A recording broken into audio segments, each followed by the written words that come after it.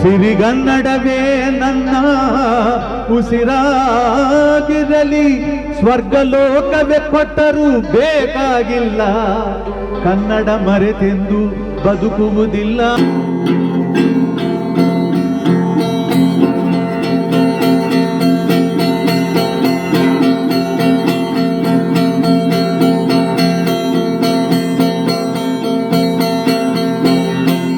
ಯಾವಾಗಷ್ಟೇ ಎಷ್ಟೇ ವರ್ಷ ಆದ್ರೂ ನಾವು ಫಸ್ಟ್ ಇದ್ದ ಸಿನ್ಸಿಯಾರಿಟಿ ಯಾವಾಗ ಕೊನೆಯವರು ಕಾಪಾಡ್ತೀವೋ ಅವನೇ ಯಾವಾಗ್ಲೂ ಗೆಲ್ಬೇಕು ಸಂಚಾರ. ಪ್ರತಿಯೊಂದು ಸಿನಿಮಾ ಮೊದಲನೇ ಸಿನಿಮಾ ಅನ್ಕೊಂಡ್ ಬರ್ತಾರೆ. ಅದಕ್ಕೋಸ್ಕರ ಬಹುಶಃ ಎಲ್ಲ ಹೀರೋಸ್ಗಳಿಗೂ ಒಳ್ಳೊಳ್ಳೆ ಸಾಂಗ್ಸ್ ಕೊಟ್ಟಿದ್ದಾರೆ.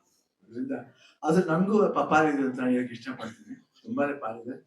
ಐ ಥಿಂಕ್ ನಾಗೇಂದ್ರ ಪ್ರಸಾದ್ ಅವರು ಡಾಕ್ಟರ್ ಸಾಹಿತ್ಯ I think very very good. ಅದಕ್ಕೆ ಹೀಲಿಂಗ್ ಇರುತ್ತೆ, ಅವತ್ತು ಮೆಡಿಸಿನ್ಸ್ ಹೀಲಿಂಗ್ ಇರುತ್ತೆ, ಸಾಹಿತ್ಯದ ಹೀಲಿಂಗ್ ಇರುತ್ತೆ. ನಾಗೇಂದ್ರ ಪ್ರಸಾದ್ 30 ವರ್ಷ ಆಗುತ್ತೆ ಹೇಳಿ ಮೊನ್ನೆ ಬಂದು ಹೇಳಿದಾಗ ಹೇಳಿದ್ರು. ನಮ್ಮ ಬಗ್ಗೆ 30 ವರ್ಷ ಆಗೋಯ್ತು ಅಷ್ಟು ಬೇಗ ಅಂತ ಅನ್ಸುತ್ತೆ. ಯಾಕಂದ್ರೆ ಇವತ್ತು ಅವ್ರು ಅಷ್ಟೇ ಫ್ರೆಶ್ ಆಗಿ ಬರೀತಾರೆ. ಮೊದಲನೇ ಸಿನಿಮಾಗೆ ಹೆಂಗ್ ಬರೀತಾರೆ ಇವಾಗಲೂ ಅದೇ ತರ ಬರೀತಾರೆ.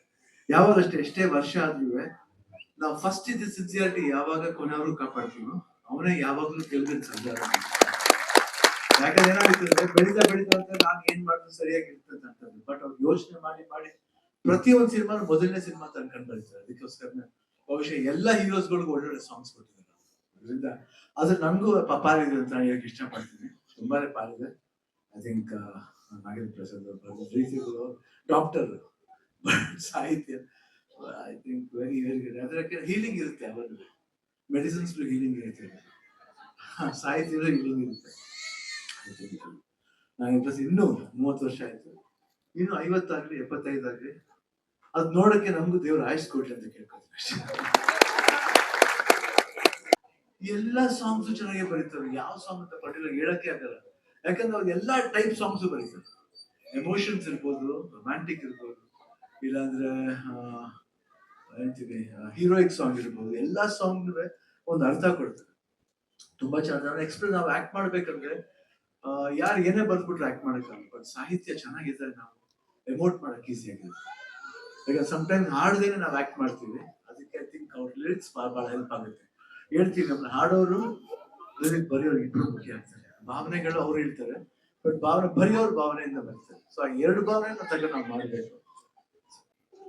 ಒಂದು ಸಾಂಗ್ ಹಾಡಿದ್ರೆ ಜನಮ ನಾನೇ ಅಮ್ಮ ತಾಯಿ ಸಪತಾಯಿ ಈ ಭೂಮಿ, ಆ ಸಾಂಗ್ ಅದೇ ಆ ಸಾಂಗ್ ಆ ಸಾಂಗ್ ಅವರೇ ಬರ್ತಿದ್ರು. ಅದಕ್ಕೆ ನಾವೇ ಹಾಡಿದ್ದಾರೆ.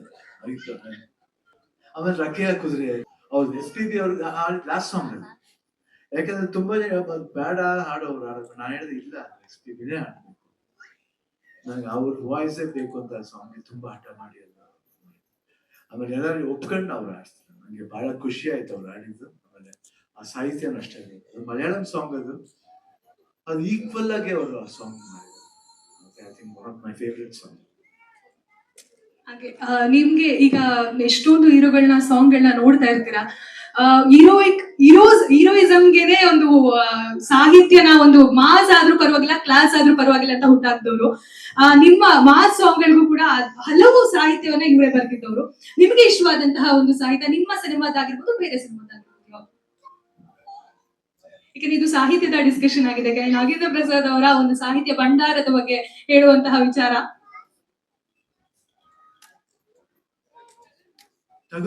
ಇನ್ನೊಂದು ಇವಾಗ ಶಿವಣ್ಣನ ಸಾಂಗ್, ಶಿವಣ್ಣನ್ಗೋಸ್ಕರ ಸಾಂಗ್.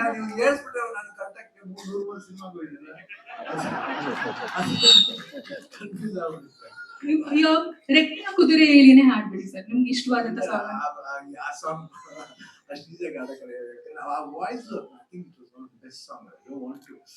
ನನಗೆ ಎಷ್ಟು ಕಂಫರ್ಟ್ ಝೋನ್ ಇದ್ರೆ ನಾನು ಹಾಡ್ತೀನಿ. ಸುಮ್ಮನೆ ಎಲ್ಲಾ ಸಾಂಗ್ ಟ್ರೈ ಮಾಡಕ್ ಹೋಗಲ್ಲ. ಯಾಕಂದ್ರೆ ಆ ಸಾಂಗ್ ಹಾಡಿರೋರು ವಾಯ್ಸ್ ನಾನು ಇದು ಮಾಡ್ಬೋದು, ಇನ್ಸರ್ಟ್ ಮಾಡ್ಬೋದು. ವಾಯ್ಸ್ ಕೇಳಕ್ಕೆ ತುಂಬಾ ಜನ ಇದ್ದಾರೆ ಸರ್. ಬೇರೆ ಸಾಂಗ್ ಯಾರು ಬೇಕಾದ್ರೆ ಹಾಡ್ಬಿಡ್ತಾರೆ. ಆ ಸಾಂಗ್ ಪರ್ಟಿಕ್ಯುಲರ್ ಸಾಂಗ್ ಇಟ್ಟಿದ್ರೆ ನಾನು ಅಂಡ್ ವೇದ ಸಾಂಗ್ ಅಂಡ್ ಬೇಕಾದ್ರೆ ಅವ್ರಿಗೋಸ್ಕರ ಒಂದು ಸಾಂಗ್ ಬೇರೆ ಯಾವ್ದು ಸಾಂಗ್ ಹಾಡ್ತೀನಿ. Okay sir, okay. ನಿಮ್ಮ ಕಂಠಸರಿಯಿಂದ ನಾವು ಕೇಳಿಸ್ಕೊಳ್ಳೋಕೆ ವೆಯ್ಟ್ ಮಾಡ್ತಾ ಇದ್ದೀವಿ. ಮಣಿ ಮಣಿ ಮಣಿ ಮಣಿ ಮಣಿಗೊಂದು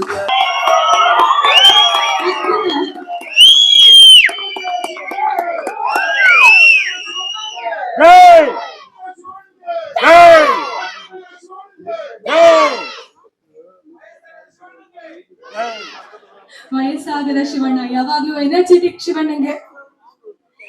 ಈಗ ನಮ್ಮ ಶಿವಣ್ಣ ಅವರು ವೇದಿಕೆ ಮೇಲೆ ಬಂದು ಇನ್ನಷ್ಟು ಎನರ್ಜೆಟಿಕ್ ಮಾಡಿದ್ರು. ಧನ್ಯವಾದಗಳು ಸರ್.